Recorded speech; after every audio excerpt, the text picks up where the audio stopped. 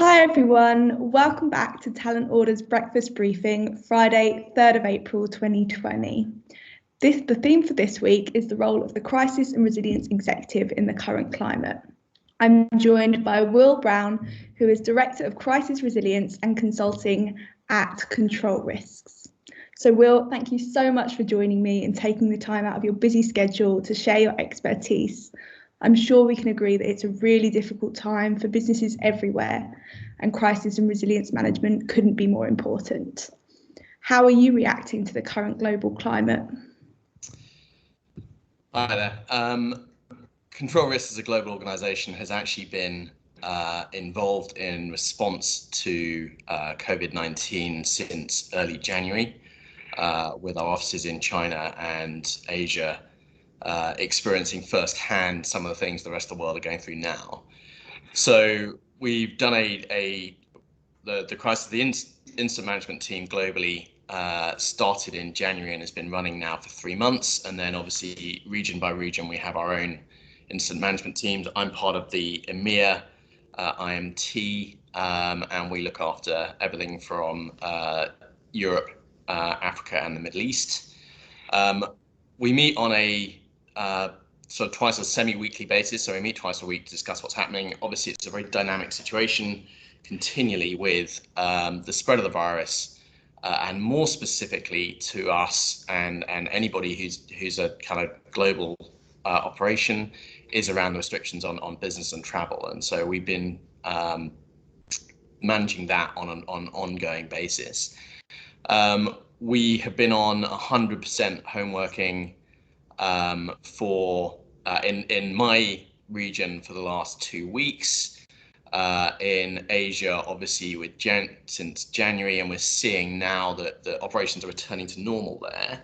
But the benefit we have of our sort of consulting business is that we can remote work, and we've done that successfully, and we have done that for a sustained period of time. There are some exceptions. We have a very active worker welfare team in the Middle East, and the worker welfare team materially goes into the construction environment and makes sure that people are fit and well and being adequately looked after. That requires physical on-site visits. So for those elements, we have a fairly stringent risk assessment prior to a visit taking place, where we need to investigate what the controls are on client side, and obviously our teams use PPE if they have to be on site at all, and obviously we prefer to do stuff remotely if we possibly can. Yeah, okay. I mean, since January, those people must be pulling their hair out a little bit. I think people are going a bit stir crazy in the UK, but it's all to slow everything down, isn't it? I mean, it's got to be done, and it's for hopefully a short amount of time. So yeah. Fine. Yeah, it's amazing how time doesn't fly when you're locked in. Yes, I know. And what advice do you offer businesses during this time? So I think one of the things with COVID that is kind of a stark warning to us all is outside Asia, we had months of notice. Yeah. We saw it coming.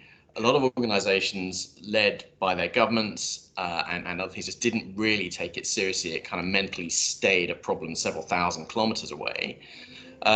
So we are advising organizations on response. In a lot of cases, they are firmly in that. They are actively in crisis mode at the moment. They are responding.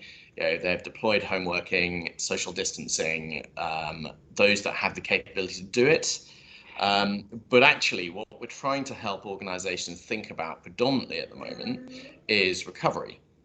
Mm-hmm. And how they're going to prioritize their business activities going forward, and make sure that the recovery is done in the most sustainable and economically viable way.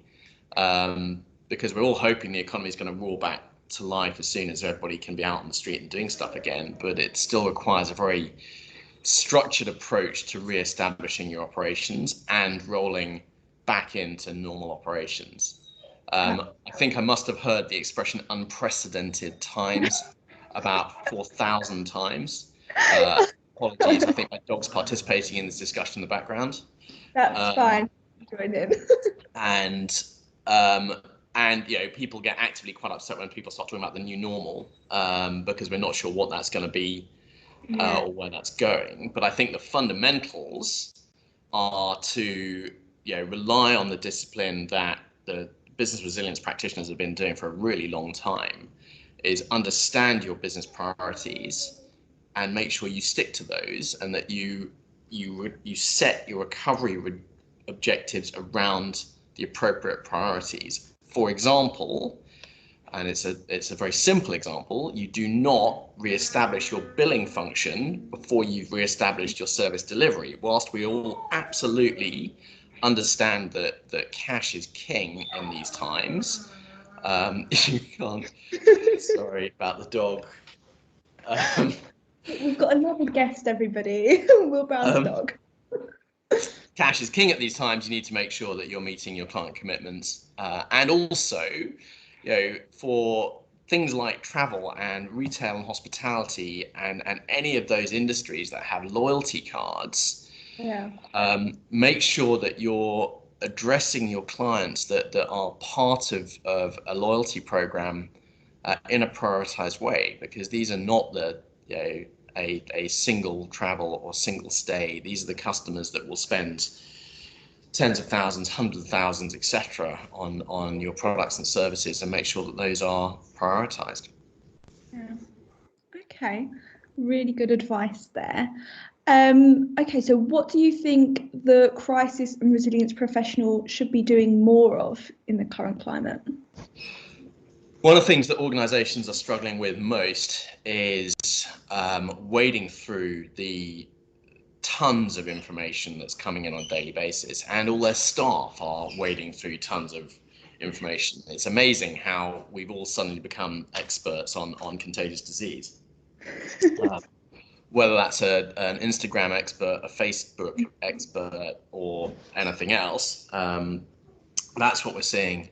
Is just people are reading information. They have no understanding of whether it is valid or whether it is validated, and it is being shared and distributed. So the business resilience professional's job at the moment is to help the executive filter that and make sure that they are getting the best information that's available at the time. I mean, the thing about kind of crisis management generally is it's about accelerated decision making. Taking the information you have available and making the best decision. The problem we've got now is that there is decision fatigue starting to set in. Organizations have been in crisis mode for at least a number of weeks in the region that we're sitting in, and in some places a number of months, and teams are just getting really tired. So the business resilience professional needs to be helping filter information and become a single source of truth where that is possible. Yeah, I think for the first kind of few days, especially as like an employee, you're ready to do it, work from home, and then you can see people start to kind of drop a little bit. And then in terms of the experts, I have many in my road at the moment. We all went out for the NHS clap yesterday, and from a distance, everyone's going, oh yes, so I've had this and I've had this, and just everyone, being an expert, and I'm just there like, okay. Yeah, so, exactly. And it's just one of the things that happens, really. Yeah, everyone wants to believe they know everything. Not everybody knows everything. No, Nobody absolutely. And look, this is a new virus.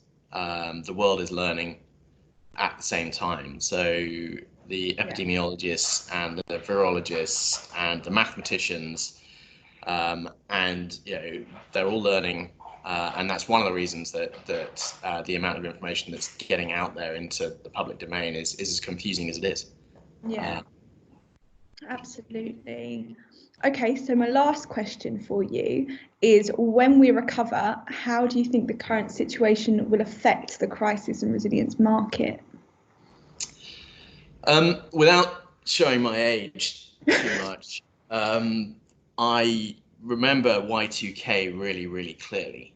And what happened with Y2K was, in the run up to the non-event, there was huge amounts of fear, uncertainty, and doubt peddled by the risk, resilience, and crisis industry, which left the industry with quite a significant credibility issue in the post Y2K years. So, and it only really started to recover when, unfortunately, 9/11 occurred.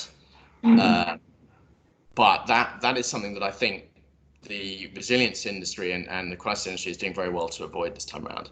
What we will see, and clearly I have a vested interest as running a consultancy that services clients in this field, is you'll get some clients that have got through this by the skin of their teeth and appreciate that they need to improve their crisis management and response capability. You'll get some that had a very established crisis management capability and feel that they've really got this taped. And you have some that are absolutely regard themselves as crisis management ninjas because they got through when they had no plans at all. So I think for the industry over the next year, it's going to be about making sure that we are adding, really salient value to our clients, helping them do the things that are more difficult than just running meetings and agendas and various other things. It's about helping them reestablish their business. It's about giving them business focused guidance on recovery. And I think the other thing that is going to become more and more prevalent and probably relevant is helping organizations filter information. The social media age we live in means that everybody floods everybody with information. And if you look at, look, Amy, if you just look at us setting this up, WhatsApp, telephone calls, email, Teams meetings, Skype for Business, GoToWebinar, etc., they're all being used at the moment, and people are just being drowned in that sort of number of different communications methods, and the information coming in just isn't clean. And so my advice to crisis and resilience professionals is obviously stay close to your clients, reduce fear, uncertainty, and doubt, focus on pragmatism and business objectives, and make sure that your organizations or your clients are focused on their business priorities over the next 3-4 months like never before. Yeah. Okay. Well, you're going to make everyone think that I chased you, so they're never going to want to come on again. But thank you very much. Not chasing. It was intercontinental communications challenges. That's all. It's fine. No, thank you so much, Will. I do really, really appreciate it. And do you have any other bits of wisdom that you want to say before I let you get on with your day? No, other than everybody, stay safe, and I know it's pretty hateful, but flattening the curve is the only way we're going to get through this in the shortest possible time frame. So stick with it, people. Yeah. Well, thank you again. I do really appreciate you taking part. For everyone watching, I really hope this was helpful. If you have any further questions, please email me on amy.morris@talentorder.com, and I'll be sure to get them answered for you. Again, if you have any ideas as to what theme you'd like to hear about next, drop me an email or a LinkedIn message. If you missed last week's breakfast briefing with Mike Loganoff, I'll leave the link down below. I hope you're all safe and well. I will see you next week. Bye. Bye-bye. Thank you.